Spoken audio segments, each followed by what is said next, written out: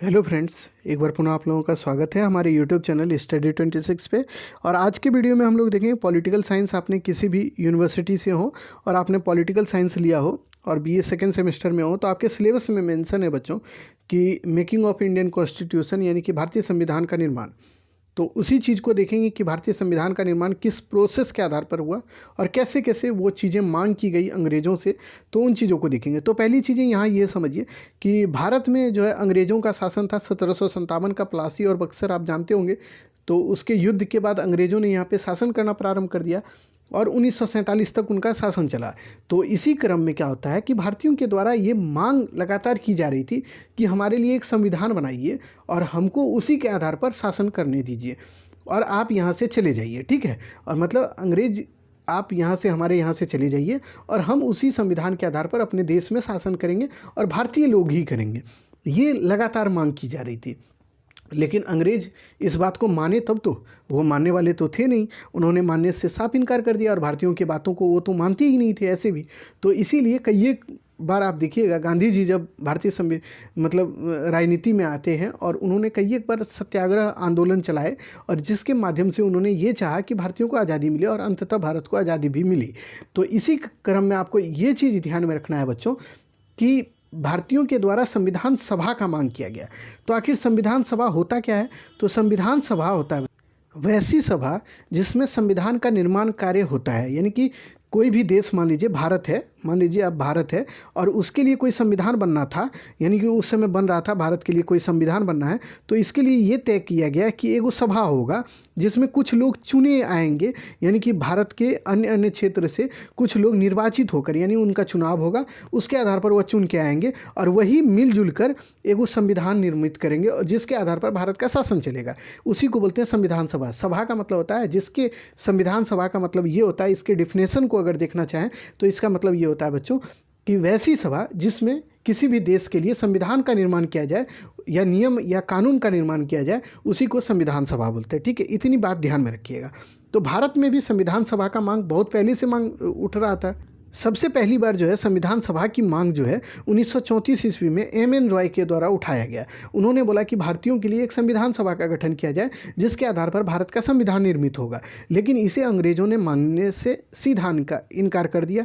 फिर कांग्रेस के द्वारा, यानी कांग्रेस पार्टी जो थी उस समय, इंडियन नेशनल कांग्रेस, उसने भी 1935 ईस्वी में आधिकारिक रूप से पहली बार बोला कि भाई देखिए, हमारे लिए संविधान सभा का निर्मित किया जाए, यानी संविधान सभा गठित किया जाए जिसमें हम लोग संविधान का निर्माण करेंगे। लेकिन इसको भी अंग्रेज नहीं माने। फिर 1938 में देखिएगा जवाहरलाल नेहरू के द्वारा, जो पंडित जवाहरलाल नेहरू के द्वारा संविधान सभा का मांग कांग्रेस के अधिवेशन में ही किया गया और उन्होंने बोला कि जो वयस्क लोग हैं वह मतदान करेंगे और कुछ लोगों को चुनेंगे और वही जाके एक वो संविधान सभा का गठन करेगा जहाँ पे भारत के लिए संविधान का निर्माण किया जाएगा।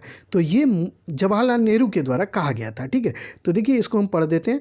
देखिए, पंडित नेहरू यानी कि जवाहरलाल नेहरू 1938 ईस्वी में उन्होंने भारतीय राष्ट्रीय कांग्रेस की ओर से घोषणा किया कि भारतीय संविधान के निर्माण के लिए वयस्क मताधिकार के आधार पर चुने गए संविधान सभा का गठन किया जाए और इसमें कोई हस्तक्षेप बाहरी लोग नहीं करें, यानी अंग्रेज जो आप हैं वह भी हस्तक्षेप नहीं कीजिए। ये काम भारतीयों को दे दीजिए कि भारत का संविधान कैसा हो और भारतीय लोग ही मिलकर भारत का संविधान निर्मित करेंगे। लेकिन इनके इस बात को अंग्रेजों ने मना कर दिया, यानी कि स्वीकृत नहीं किया।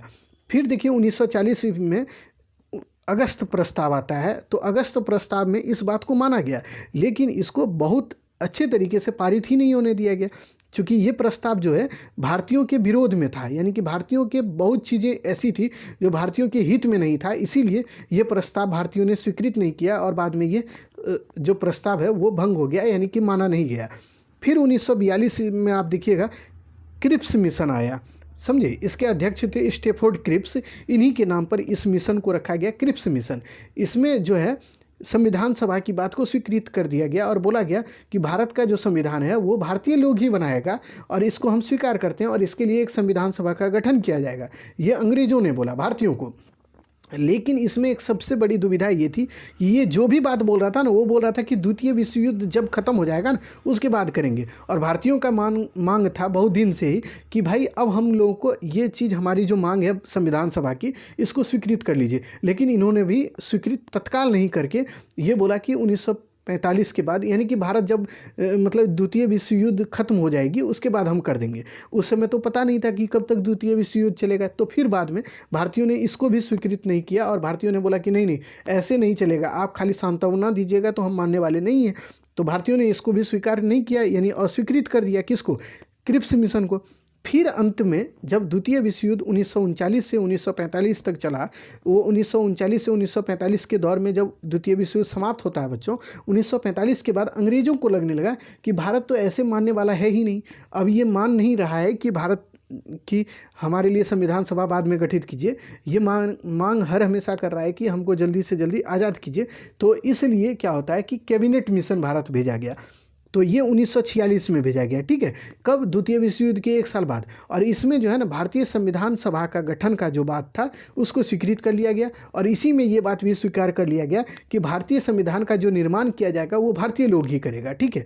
इसमें आपसे जो क्वेश्चन बनेगा ना, ये बहुत इंपॉर्टेंट होगा कि कैबिनेट मिशन के कौन 3 सदस्य थे, यानी कि इसमें 3 सदस्य थे बच्चों। तो उनका नाम आप याद रखिएगा। एक का नाम था लॉर्ड पैट्रिक लॉरेंस, ए.बी. अलेक्जेंडर और स्टैफोर्ड क्रिप्स। ये 3 नाम हैं, फिर से याद कर लीजिए इसको, लॉर्ड पैट्रिक लॉरेंस, ए.बी. अलेक्जेंडर और स्टैफोर्ड क्रिप्स। ये 3 नाम हैं, तीनों नाम याद रखिएगा। ये कैबिनेट मिशन के सदस्य थे। ये कैबिनेट मिशन आखिर क्यों आया भारत? तो इसने बोला कि देखिए, आप अपने यहाँ एक संविधान सभा का निर्माण कीजिए, मतलब गठन कीजिए, और उसके आधार पर आप संविधान का निर्माण कीजिए। तो इसने बोला कि देखिए, संविधान सभा में जो सदस्य होंगे, यानी कि जो संविधान सभा का आप गठन कीजिएगा, जो एक असेंबली बनाइएगा, तो उसमें जो सदस्य होंगे ना 389 होंगे। चूँकि इसलिए 389 होंगे ना बच्चों, उस समय भारत की जनसंख्या जो थी वो 40 करोड़ के आसपास थी। और इसने बोला, जो कैबिनेट मिशन है उसने बोला कि देखिए 10 लाख जो जनसंख्या है उसके बिहाफ पर, यानी हर एक 10 लाख पर एक व्यक्ति को चुन लीजिए, आप अपना मताधिकार कराइए अपने देश में, और उसके आधार पर एक लोग को चुनिएगा। और वहीं से वो एक लोग चुन के यहाँ 389 लोग आए, और उसी में से यानी यही 40 करोड़ जनता करेगी वोट, और उसमें से 389 लोग चुन के आएंगे और वही संविधान का निर्माण करेंगे और वही संविधान सभा का भी गठन करेंगे, ठीक है। तो ये बात उसमें बोला गया, किसमें, कैबिनेट मिशन के द्वारा, जो कि 1946 में आया था। यही देखिए 40 करोड़ जनसंख्या थी और 10 लाख के, मतलब 10 लाख पर एक लोग को चुनना था। यही बात हम लिखे भी हैं, जो कि 389 लोग चुनना था। तो अब देखिए कहाँ कहाँ से वो लोग चुने जाते हैं, यानी 389 जो लोग चुने जाएंगे वो कहाँ कहाँ से चुने जाएंगे, इसके बारे में भी कहा गया। किसमें, इसमें ये जो कैबिनेट मिशन जो 1946 का आया, तो उसमें आप देखिए कहाँ से। तो इसमें बोला गया बच्चों कि जो 292 लोग हैं वो आपके जो चुने जाएंगे वो ब्रिटिश भारत से चुने जाएंगे, और 4 जो लोग होंगे ना वो चीफ कमिश्नरी क्षेत्र से चुने जाएंगे, और 93 यानी देसी रियासत से 93 लोगों को चुना जाना था। ये बात इसमें बोला गया था, किसमें, कैबिनेट मिशन में। उसके बाद देखिए आखिर चीफ कमिश्नरी क्षेत्र 4 कहाँ कहाँ थे, तो ये भी आपसे क्वेश्चन पूछेगा। 4 चीफ कमिश्नरी क्षेत्र थे, तो वो कहाँ थे, तो पहला था दिल्ली में, दूसरा अजमेर जो कि राजस्थान में पड़ता है, तीसरा कुर्ग जो कर्नाटक में, और बलूचिस्तान चौथा जो कि पाकिस्तान वाला इलाका है। ये चारों जगह पे क्या होता था, चीफ कमिश्नरी क्षेत्र इसको इसलिए बोला जाता है ना बच्चों, यहाँ पे अंग्रेज जो है ना अपना एक मतलब कार्यालय बना के रखे हुए थे, यानी कि यहाँ पे इनका मुख्य सेंटर बन के रहा हुआ था, जहाँ से ये शासन प्रशासन को चलाते थे। यही चारों क्षेत्र से एक चीफ कमिश्नर, मतलब चारों ही क्षेत्र से एक एक करके, यानी 4 चीफ कमिश्नरी क्षेत्र से 4 लोग को चुनना था, यही चारों क्षेत्र से, ठीक है। और यही मिलके क्या करते, संविधान सभा का गठन करते। तो बाद में क्या होता है बच्चों कि उसी समय क्या होता है कि संविधान सभा का पहली बार बैठक हुआ। ये जो मतलब बातें की गई, 389 लोग जो चुने गए ना, इससे कैबिनेट मिशन के आधार पर भारत में चुनाव हुआ और उससे 389 लोग चुने गए, ठीक है। तो उसकी एक बार पहली बार बैठक हुई, यानी कि एक, मान लीजिए आपको समझाते हैं, 389 लोग चुन लिया गया, ठीक है, और यही सब मिलकर एक बार बैठक बुलाया। इसी को, यही जो 389 लोग चुना ना बच्चों, इसी को बोलते हैं क्या, संविधान सभा, ठीक है। और यही लोग एक बार बैठक बुलाया, कब भाई, तो ये बैठक जो है ना, इसका डेट याद रखिएगा, बहुत बार पूछा गया है बच्चों। प्रथम बैठक जो बुलाई गई थी वो बुलाई गई 9 दिसंबर 1946 ईस्वी को। और कहाँ बुलाई गई? तो वो दिल्ली में बुलाई गई, ठीक है। और इसमें जो है ना 211 लोग भाग लिए, यानी उसमें 211 लोग ही शामिल हुए। 389 लोग चुने गए, लेकिन 211 लोग ही भाग लिए। और उसमें से कुछ लोग जो नहीं भाग लिए ना, उसमें कुछ देसी रियासत के लोग थे और कुछ ऐसे थे जो मुस्लिम लीग के लोग थे, ठीक है। तो मुस्लिम लीग के लोग इसलिए भाग नहीं लिए ना बच्चों, ये बात ध्यान में रखिएगा कि उनका डिमांड ये था कि हमारे लिए एक अलग देश बनाया जाए पाकिस्तान, ताकि हम अपने लिए अलग एक संविधान बनाएंगे।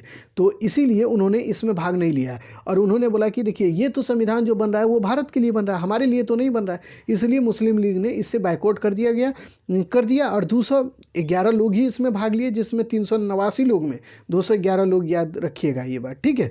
और उसमें जो 9 महिलाएँ थी, कितनी हैं? 9 गो महिलाएँ भी थी जो कि भाग ली थी इसमें।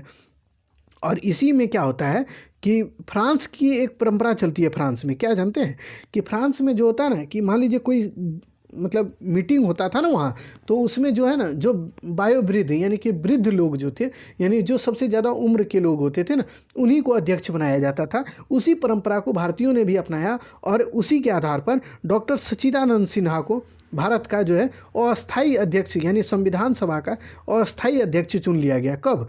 9 दिसंबर 1946 में जो प्रथम बैठक संविधान सभा की हुई तब। और उसमें 211 लोग थे और मुस्लिम लीग और देसी रियासतों ने इसमें भाग नहीं लिया था, ये बात ध्यान में रखिएगा। और 9 महिलाएं इसमें शामिल हुई थी। इतनी चीज़ें प्रथम बैठक से रिलेटेड याद रखिएगा।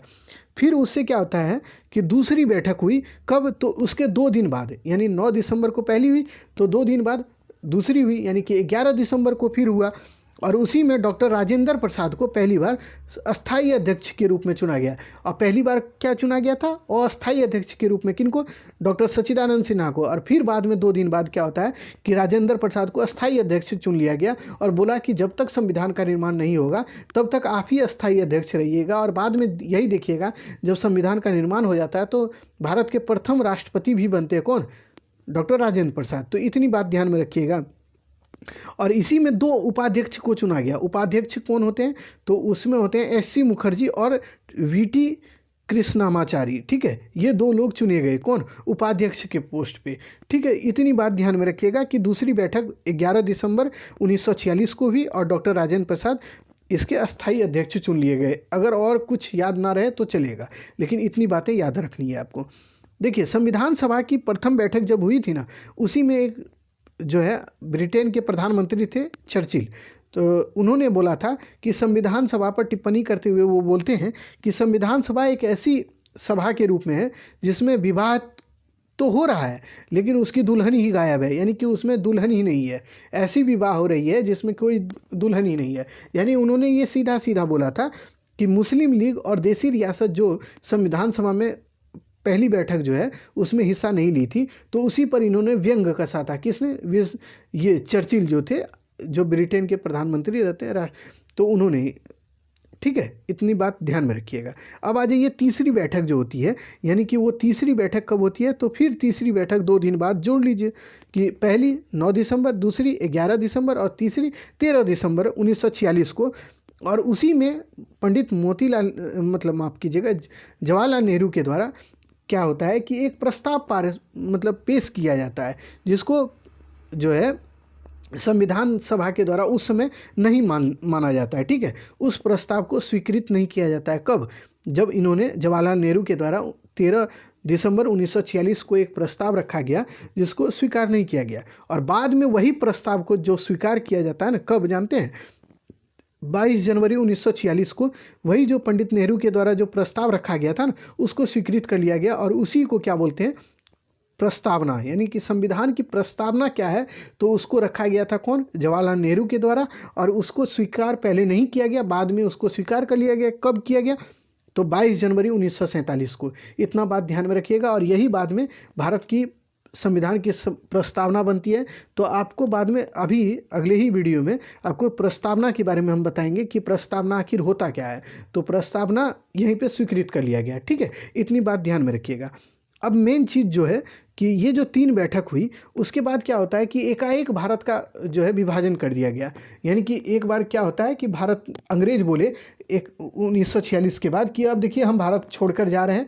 1946 का जो है कैबिनेट मिशन के ही साथ अंग्रेज़ों ने ये बात बोल दिया था कि हम भारत छोड़ के चल जाएंगे, आप अपना संविधान बना लीजिए, संविधान सभा का गठन कर लीजिए और हम भारत को छोड़ के चल जाएंगे। और इसी के साथ क्या होता है कि भारत छोड़कर वो जब चल जाते हैं तो भारत स्वतंत्रता अधिनियम 1947 आता है।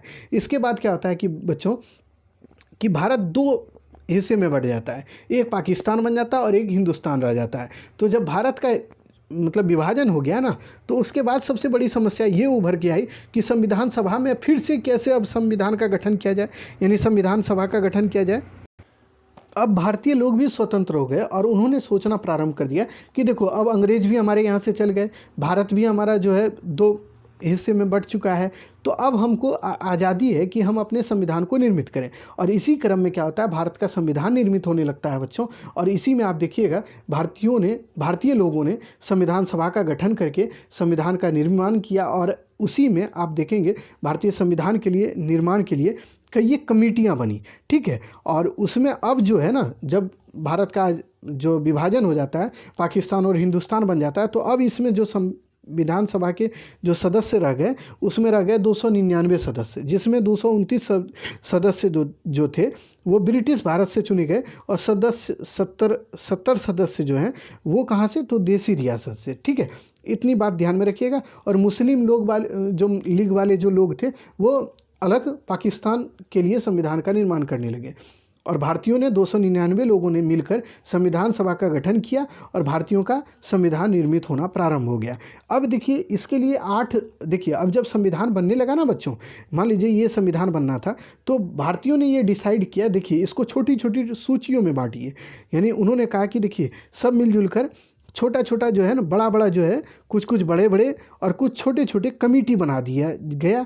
और उसी में बोला गया कि यही कमेटी जो है अपना काम करेगी और अपने लिए यानी हिंदुस्तान के लिए संविधान का निर्माण करेगी। तो अब कुछ कमेटियों को देख लीजिए कि सबसे पहले है प्रारूप कमेटी, यानी प्रारूप समिति जो है, इसके अध्यक्ष जो थे डॉक्टर BR अम्बेडकर थे, यानी भीमराव अम्बेडकर को बनाया गया प्रारूप समिति के। और भी इसके सदस्य थे बट मेन जो अध्यक्ष थे यही थे। उसके बाद देखिए संघीय शक्ति समिति, वो पंडित जवाहरलाल नेहरू को बनाया गया। इसको याद करने का एक ही तरीका है, आपको बताते चलें कि देखिए प्रारूप समिति तो याद कर लीजिए, पंडित ये BR अम्बेडकर बने और पंडित नेहरू जो बने ना संघीय शक्ति समिति। तो देखिए भारत के प्रथम जो है प्रधानमंत्री कौन हुए, जवाहरलाल नेहरू हुए। तो उन्हीं को याद रखिएगा कि भारत का प्रथम प्रधानमंत्री हुए वो, तो उनके पास पूरे संघ का शासन था, यानी कि पूरे भारत का जो शक्ति उन्हीं के हाथ में था। तो इसीलिए याद रखिएगा कि संघीय शक्ति किसके पास रहा, तो पंडित जवाहरलाल नेहरू के पास। तो इस तरह याद रखिएगा। फिर देखिए संघीय संविधान समिति, वह भी संघीय जहाँ लग जाएगा वहाँ आप मार दीजिएगा पंडित जवाहरलाल नेहरू, ठीक है, वो सही हो जाएगा। तो इतनी बात ध्यान में रखिएगा। उसके बाद कुछ समितियां बनी, जैसे राज्य से संबंधित समिति जो बनी वह भी किसके नेतृत्व में, पंडित नेहरू के ही नेतृत्व में, यानी जवाहरलाल नेहरू के नेतृत्व में। फिर देखिए नियम तथा प्रक्रिया समिति, वो डॉक्टर राजेंद्र प्रसाद के नेतृत्व में। संचालन समिति, वह भी डॉक्टर राजेंद्र प्रसाद के मतलब नेतृत्व में। फिर देखिए मौलिक अधिकार अल्पसंख्यकों के लिए। फिर जनजातीय और बहिष्कृत क्षेत्र से संबंधित सलाहकार समिति किसके नेतृत्व में बना, तो वो बन गया किसके, तो सरदार वल्लभ भाई पटेल के नेतृत्व में। तो ये बात ध्यान में रखिएगा। उसके बाद देखिए मौलिक अधिकार उप समिति, यानी कि कुछ समिति बनी ऐसी जो बड़ी होती है और उप समिति उसकी छोटी रूप जो होती है ना, उसको उप समिति बोलते हैं। तो वो किन के अध्यक्ष में, तो JB कृपलानी के अध्यक्षता में। और अल्पसंख्यकों से संबंधित जो समिति बनी ना, वो HC मुखर्जी के नेतृत्व में बनी, ठीक है। और फिर देखिए 8वीं जो संविधान की समिति थी उसमें था प्रांतीय संविधान समिति, वो सरदार वल्लभ भाई पटेल के नेतृत्व में, ठीक। इतना बात याद रखिएगा। जो जो समितियां बड़ी बड़ी समितियां थी उनसे रिलेटेड। यहाँ से आपके एक सवाल जरूर होंगे, देखिएगा आप एग्जाम में, कि ऑब्जेक्टिव आपका एक तो फंसना ही है, उसके अलावा आपको ध्यान में रखना है कि इनको भी ये 8 समितियाँ बनी थी और इनके जो अध्यक्ष कौन कौन थे उनको याद रखिएगा, ठीक। इसके अलावा कुछ छोटी समितियां भी बनी, उसके भी अध्यक्ष बहुत हुए, लेकिन जो इसमें मेन है उसको हम बताते चले, बाकी हम लिख दिए, आप स्क्रीनशॉट इसका ले सकते हैं। ठीक है, तो देखिए कार्य संचालन समिति ये KM मुंशी के द्वारा मतलब अध्यक्षता में बनाया गया। फिर राष्ट्रीय ध्वज समिति ये डॉक्टर राजेंद्र प्रसाद, वित्त एवं कर्मचारी समिति ये डॉक्टर राजेंद्र प्रसाद के नेतृत्व में बना। फिर देखिए सदन समिति ये सीतारामैया के द्वारा के नेतृत्व में। फिर देखिए सर्वोच्च न्यायालय संबंधित समिति जो है S बदराचारी के नेतृत्व में बना। उसके बाद देखिए प्रेस दीर्घा समिति उषानाथ सेन के अंतर्गत मतलब नेतृत्व में बना था, यानी अध्यक्षता में बना था। तो इतनी समितियों को याद रखिएगा। कुछ समितियां जो 8 समिति बड़ी थी और कुछ समितियां छोटी भी थी, तो उनको हमने बता दिया आपको। अब देखिए क्या होता है कि इन समितियों ने क्या किया। अब देखिए कुछ कहानी आपको समझाते हैं। अब होता क्या है कि ये सब समिति बन गया, तो इसको क्या दिया गया कि जो इससे रिलेटेड जो समितियां बनी और जो जिसके अध्यक्ष होते थे ना, उनको ये बोला गया कि आप उससे रिलेटेड चीज़ों को बनाइए। जैसे प्रारूप समिति, आप जानते हैं प्रारूप समिति के अध्यक्ष कौन थे, तो इसके अध्यक्ष बन गए डॉक्टर BR अम्बेडकर साहब। तो BR अम्बेडकर साहब को बोला गया कि आप देखिए प्रारूप समिति के अध्यक्ष हैं, तो आप क्या कीजिए, संविधान का प्रारूप तैयार कीजिए। तो इन्होंने, इनके साथ और भी लोग थे, तो इन सभी लोगों ने मिलकर प्रारूप बनाया, यानी कि संविधान के प्रारूप को तैयार किया। यानी कि उन्होंने ये बताया कि आखिर संविधान का में क्या क्या रखना है। तो ठीक है, और इन्होंने कई एक देशों के संविधान को पढ़ा। ठीक है, जैसे कि 60 देशों के संविधान को बताया जाता है कि पढ़ा गया। उसके बाद इनकी प्रारूप को तैयार किया गया। किसका? संविधान का प्रारूप, यानी भारतीय संविधान का प्रारूप तैयार किया गया और भारतीय संविधान के प्रारूप को निर्मित किया गया। उसके बाद क्या होता है, इसी तरह अन्य समितियां थी, जैसे कि संघीय शक्ति समिति थी, वो जवाहरलाल नेहरू के मतलब अध्यक्षता में। तो उन्होंने क्या है कि संघीय शक्ति से रिलेटेड जो चीज़ें थी उसको ऐड करने का कार्य किया। उन्होंने उसको पढ़ा अन्य संविधान से और उसको फिर उसको ऐड किया और भारतीय संविधान में उसको जोड़ा। ठीक है, तो इसी तरह ये समितियां क्या की कि इन समितियों का मुख्य कार्य था जो कि जो चीज़ें दी गई थी इनको, उनके ऊपर कानून बनाना और उनको जानना। ठीक है, उनसे रिलेटेड उन्होंने कानून को बनाया। उसके बाद क्या होता है बच्चों, वो कानून बना और उसको एक संविधान के रूप में फॉर्मेट तैयार किया गया और उसको फिर बाद में आप देखिएगा लागू कर दिया गया। तो अब चीज़ें आप समझ गए होंगे कि आखिर संविधान का कैसे कैसे निर्माण हुआ। अब उन्हीं चीज़ों में एक चीज़ और आप ध्यान में रखिएगा कि संविधान को निर्माण करने में 2 साल 11 महीना 18 दिन लगा था। ठीक है, यानी 2 साल 11 महीना 18 दिन का समय लगा। भारतीय संविधान को निर्मित करने में आप देखिएगा 60 देशों के संविधान को पढ़ा गया, तब भारत के संविधान को निर्मित किया गया है। भारतीय संविधान के बारे में देखिएगा एक व्यंग कसा जाता है बच्चों कि भारतीय संविधान तो एक कूड़े मतलब कागज़ के रूप में है, कूड़े कागज़ के रूप में है, जिसको कि अन्य देशों के संविधान से लिया गया और उसको निर्मित किया गया, जो कि सही नहीं है। देखिए कोई भी देश अपना संविधान बनाता है ना, तो वो अन्य देशों के संविधान को भी लेता है, उसको पढ़ता है और जो अच्छी चीज़ें हैं ना उसको स्वीकृत कर लेता है। ठीक वैसे ही भारतीय संविधान का जब निर्माण हुआ तो भारतीय लोगों ने भी अन्य देशों के संविधान को लिया, उसको पढ़ा और उसके बाद उसको स्वीकृत किया और उसके बाद उसको मतलब स्वीकार करके भारतीय संविधान को निर्मित किया। तो इसमें कोई बड़ी चीज़ नहीं है, ये अच्छी चीज़ें हैं कि अच्छी चीज़ों को कहीं से भी आप स्वीकार कर लीजिए। वही हमारे पूर्वजों ने यानी हमारे जो संविधान के निर्माताओं ने स्वीकृत किया था। ठीक है, इस बात को ध्यान में रखिएगा। संविधान सभा की कुल 12 बैठक हुई थी। आपसे ये क्वेश्चन पूछ सकता है कि संविधान सभा की कितनी बैठक हुई, तो कुल 12 बैठक हुई थी। और संविधान का निर्माण जब हो रहा था ना बच्चों, उसमें खर्च भी हुआ। कितना खर्च हुआ, तो लगभग 64 लाख हुआ। लेकिन एडजेक्ट अगर आंकड़ा आपको देखना है तो आप एडजेक्ट भी देख सकते हैं, 63,96,729 रुपये खर्च हुए। लेकिन आप एडजेक्ट नहीं भी लिखिएगा तो आपका सही होगा, आप 64 लाख भी लिख दीजिएगा तो सही होगा कि लगभग 64 लाख रुपया खर्च हुआ संविधान को निर्माण करने में। ठीक है, इतना बात ध्यान में रखिएगा। और उस समय हुआ बच्चों 1947 में, सोच सकते हैं। और भारत का संविधान जो हुआ ना बच्चों, वो बन के तैयार कब हुआ था, तो आप जान लीजिए 26 नवंबर 1949 को भारत का संविधान बन के तैयार हो गया। और उसके कुछ प्रोविज़न को भारतीयों ने स्वीकृत कर लिया था। कब? 26 नवंबर 1949 को ही। लेकिन हमारे देश में एक प्रथा चली आ रही थी 1929 से ही, जो कि 1929 में जो रावी नदी के तट पर जो है आप देखिएगा झंडोत्तोलन किया गया था पहली बार जवाहरलाल नेहरू की अध्यक्षता में। और कहा गया था कि भारत में जो है हर साल 26 जनवरी को भारत जो है स्वतंत्रता दिवस के रूप में अपनाएगा यानी मनाएगा। इसीलिए आप देखिएगा जब हमारा संविधान 26 नवंबर 1949 को बन के तैयार हो गया ना, तब भी 26 नवंबर 1949 को हमारे संविधान को पूर्ण रूपेण लागू नहीं किया गया। चूँकि हम लोग जो है ना हर साल 1929 के बाद से ही हम लोग हर साल क्या कर रहे थे, 26 जनवरी को जो है स्वतंत्रता दिवस के रूप में अपना रहे थे यानी मना रहे थे। ठीक है, तो इसीलिए क्या हुआ कि उसी 26 जनवरी 1950 को जो अगला जो साल आया 1949 के बाद 26 जनवरी 1950 को हमारे संविधान को पूर्ण रूपेण स्वीकृत कर लिया गया और भारतीय संविधान पूर्ण रूपेण लागू हो गया।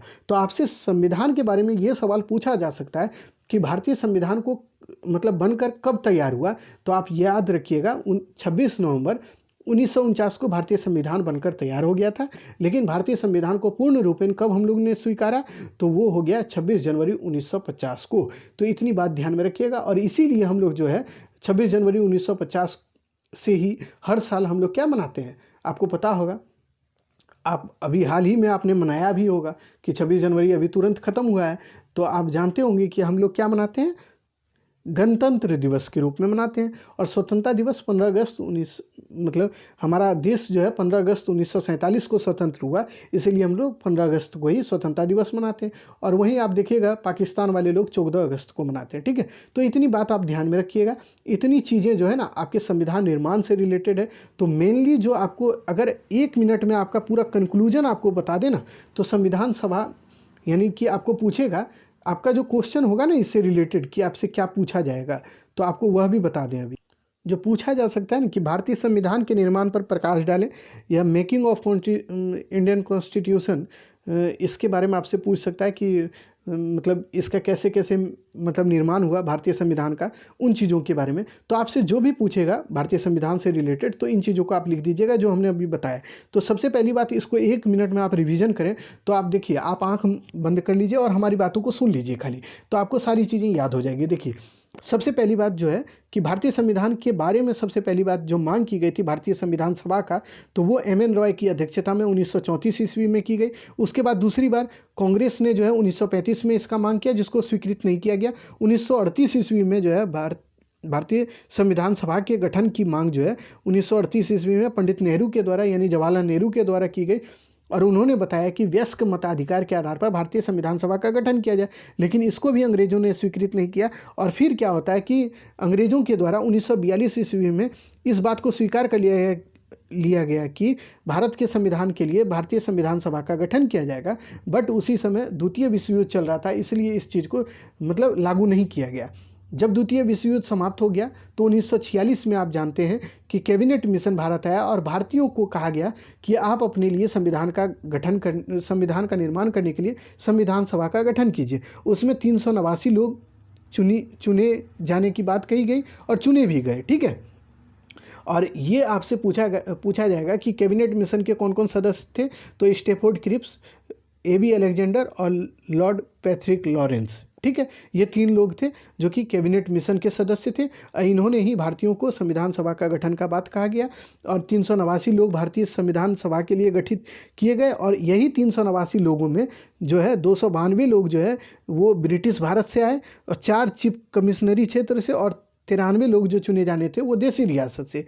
बट इसमें क्या हुआ, बहुत से लोगों ने इसमें मतलब चुने तो गए बट उन्होंने हिस्सा नहीं लिया। कब? भारतीय संविधान का जब निर्माण कार्य प्रारंभ हुआ तब। और इसके लिए प्रथम बैठक यानी भारतीय संविधान सभा का प्रथम बैठक जो हुआ 9 दिसंबर 1946 ईस्वी में हुआ, जिसमें 9 महिलाओं ने भाग लिया था। और उसी में आप याद रखिएगा 211 सदस्य टोटल इसमें हिस्सेदार हुए।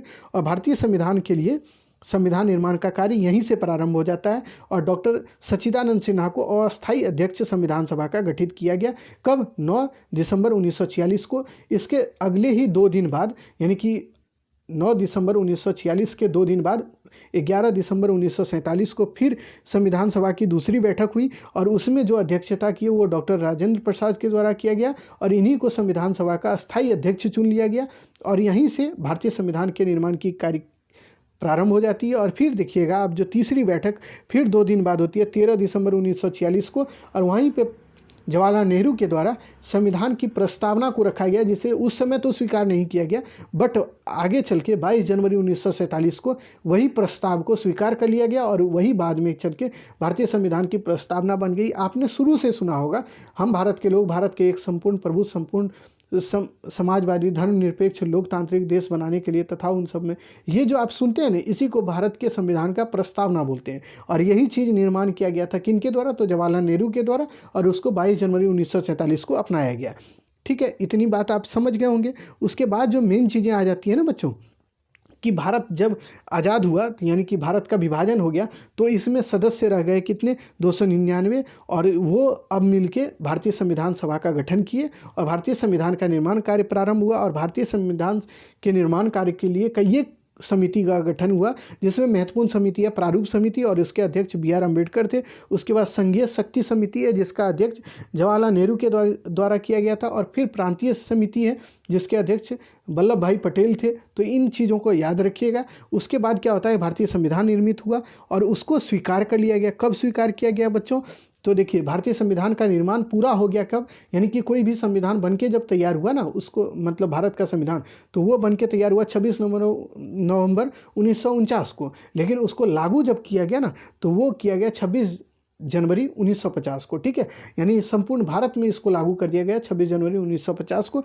और 26 नवंबर 1949 को बनके तो तैयार हुआ, और उसमें कुछ आर्टिकल को उसी समय लागू कर दिया गया था, जो कि आगे हम लोग धीरे धीरे से इसको समझते चलेंगे अगले वीडियो में। ठीक है, और उसके बाद देखिएगा कि भारत के संविधान के निर्माण में कितनी रुपये खर्च हुए, तो 64 लाख। और इसके कितने बैठक हुए थे, यानी संविधान सभा का कितना बैठक हुआ आपसे पूछेगा, तो 12 बैठक हुआ। और भारतीय संविधान के निर्माण में कितने देशों के संविधान को लिया गया, यानी कि कितने देश के संविधान से चीज़ों को अपनाया गया है, तो 60 देशों के संविधान से। और भारतीय संविधान का निर्माण कितने दिनों में पूरा हुआ, तो 2 साल 11 महीना 18 दिन में। इतना बात अगर याद हो गया ना आपको, तो आपका पूरा काम खत्म। इतनी चीज़ें ही इसमें पढ़नी है। देखिए, ये टॉपिक बहुत बड़ा था, इसको हमने बहुत ही कंक्लूज करके आपको समझाया है, और हर चीज़ आपको दे देने का प्रयास था हमारा। चाहे आप कंपटीशन की तैयारी करें, या फिर आप कोई भी चीज़ का तैयारी करें, या फिर आप ग्रेजुएशन की तैयारी करें, आपका सारा चीज़ यहीं से बनेगा। यहाँ से ऑब्जेक्टिव भी आपका भर भर के बनने वाला है। इसीलिए हमने इतना इसको डिटेल बता दिया है। अगले वीडियो में हम लोग क्या करेंगे कि हम लोग भारतीय संविधान के स्रोत को देखेंगे, यानी कि भारतीय संविधान का निर्माण जो हुआ, जो हमने बताया 60 देशों के संविधान से लिया गया है, इसके संविधान के स्रोत को देख लेंगे वहाँ पे, और उसको आप देख लीजिएगा, तो आपका जो है पहला सेगमेंट खत्म हो जाएगा। फिर अगले सेगमेंट पे हम लोग काम करेंगे, और धीरे धीरे बारी बारी से आपको पॉलिटिकल साइंस का आपको लेक्चर मिलता जाएगा। और अगर आप नए होंगे ना, तो प्लीज़ हमारे चैनल को सब्सक्राइब कर लीजिएगा, लाइक कीजिएगा, वीडियो को शेयर जरूर कीजिएगा, और हाँ, कमेंट के माध्यम से आप अपनी प्रतिक्रिया जरूर दीजिएगा कि सर आपको वीडियो कैसा लगा। ठीक है, तो चलिए फिर मिलते हैं अगले वीडियो में, तब तक के लिए बहुत बहुत धन्यवाद।